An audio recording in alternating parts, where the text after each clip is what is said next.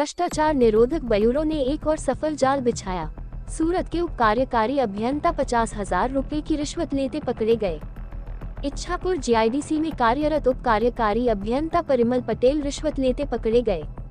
उन्हें 1.30 लाख रुपए मासिक वेतन मिलता था। 15 लाख रुपए प्रति वर्ष वेतन मिलने के बावजूद उन्होंने 50,000 रुपए की रिश्वत मांगी थी।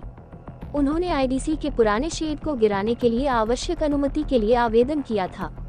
उन्होंने आवेदन को मंजूरी देने के लिए रिश्वत मांगी थी। ताज़ा खबर देखने के लिए देखते रहे स्टार न्यूज नेटवर्क। जय हिंद, जय भारत।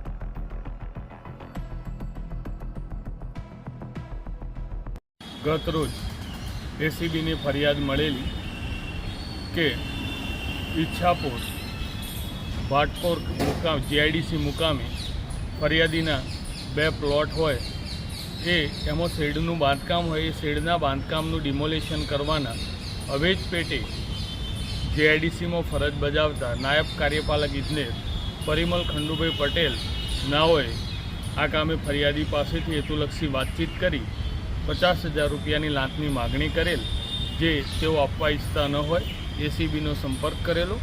એસીબીનો સંપર્ક કરતાં તેઓ વિરુદ્ધ છટકાનું આયોજન કરેલું, જેમાં 50,000 રૂપિયાની લાંચ લેતા તેઓ પકડાઈ ગયેલ હોય અને કાયદેસરની કાર્યવાહી હાથ ધરી ગુનો રજીસ્ટર કરવામાં આવેલ છે।